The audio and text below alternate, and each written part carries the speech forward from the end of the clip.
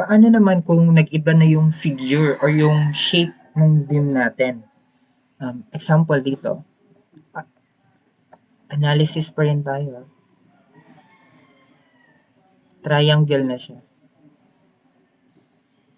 Meron tayong given width na 400 mm. And meron tayong tatlong bars na 3 pieces by 60 mm diameter. And the effective depth ng beam na to is 325 mm. Concrete cover is 75 mm. So, paano yan? Ang una gawin natin, i-draw natin ulit yung Whitney's rectangular compression block. Since nandito yung bars natin, dito yung tension. Structural cover pala to, since nasa centroid siya ng bars.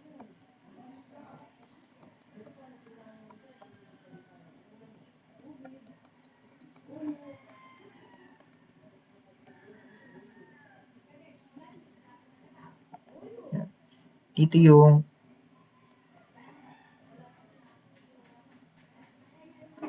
tension natin, tension force. And dito naman yung compression force.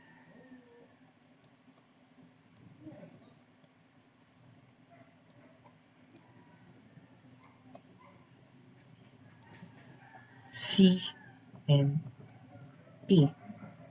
And this is A, yung height ng compression block natin. So, yan. So, i-ano natin mga distances nila dito. Di ba kapag rectangular yung beam natin, kalahati yung distance nito from the extreme fiber. Pero paano naman ito? Since rectangle to, ay triangle to and nasa patusok tayo or yung vertex nun, ang magiging distance nun is 2/3 ng A. 2/3 ng A yun. Since kapag 2/3 ng A yun, ano naman yung distance dito? D minus 2/3 of A. Ayan. Ayan, pwede na natin isolve.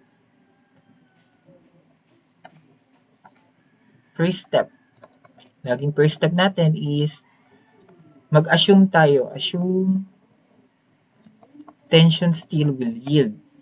Where Fs should be greater than or equal to Fy. And wait. Formula for T natin, di ba? As Fy. Sa C natin, hindi natin pwedeng gamitin yung 0.85 F prime C AB kasi for rectangular yon, yung A tapos B. Kasi pantay yung width kapag rectangular. Dito, iba na, nag-iiba na yung width natin. Assume natin na hanggang dito. X. So, yung C natin, 0.85 F prime C AC. Gawin muna natin siyang AC. By that, C is equals to T, where C is equals 0.85 F prime C AC is equals to AS Fy, kasi nag-assume tayo na tension stable yun. And AC, isolate natin yung AC is equals to AS Fy over 0.85 F prime C. AS natin is pi over 4. 16 mm diameter siya, square times 3, tatlo. And Fy natin is 230 MPa over 0.85 F prime C 27.5.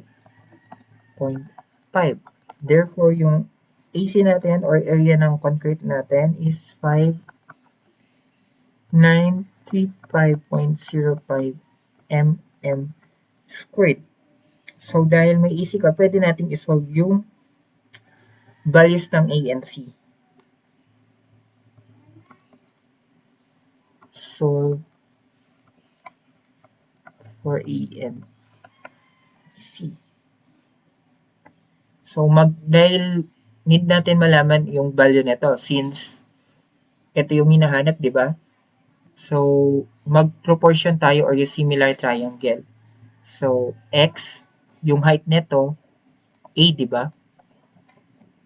So, x or a is to x is equals to, ito, height ng buong to is 400. Nagsisimilar triangle tayo na proportion natin. Tapos yung width niya is 400.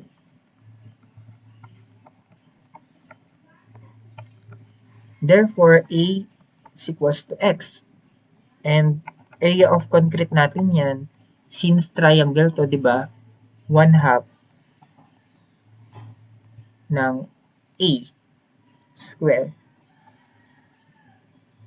And meron tayong AC na 5935.05 is equals to 1/2 A. A natin ay yung hinahanap. Therefore, A is equals to 108.95 mm. And kapag may A ka, kunin na rin natin yung C. A over beta 1. Ang beta 1 na gagamitin natin, since yung F prime C natin, less than pa rin siya by 28 MPa. Therefore, yung beta 1 natin is 0.85. A is 108.95 over 0.85. Answer is 128.18. 128.18 mm. So, may value ka na ng A and C natin. So, i-verify natin. Next step natin is verify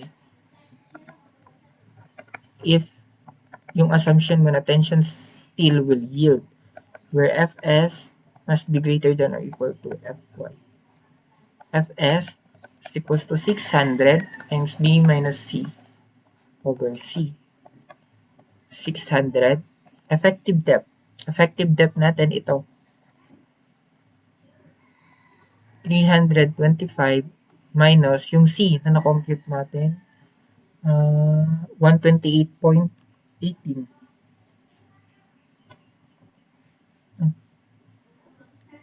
128.18. 128.18. Fs now is equals to 900.298 MPa. And yung greater than siya kumpara sa Fy natin na 230 MPa. Therefore, tension steel will yield talaga.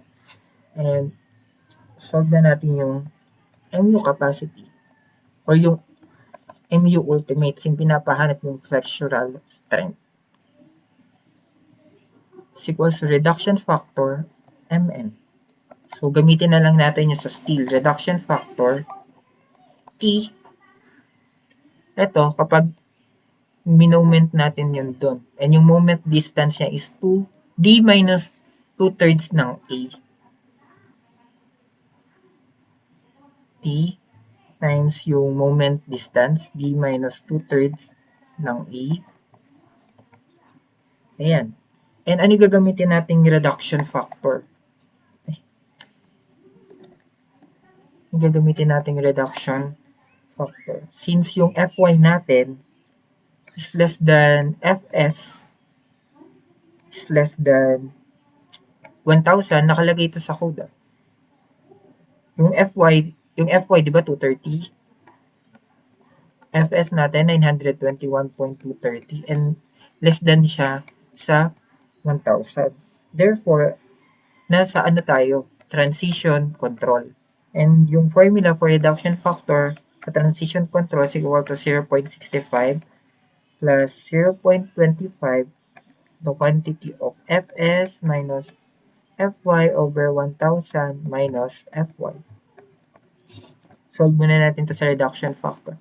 Reduction factor 0.65 plus 0.25.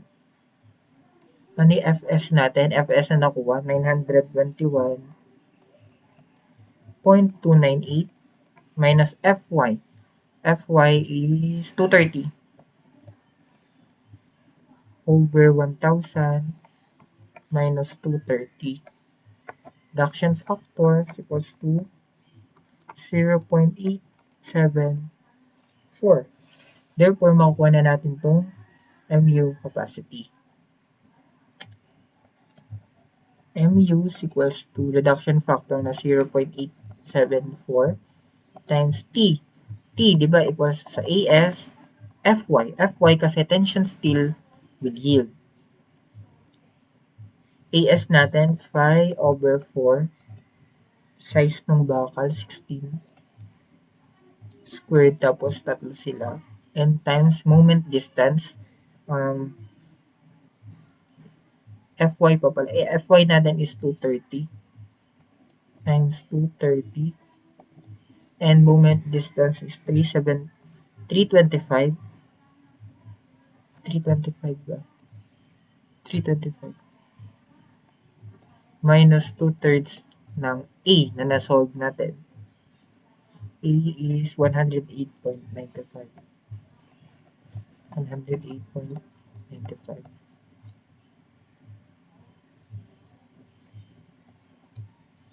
Yan.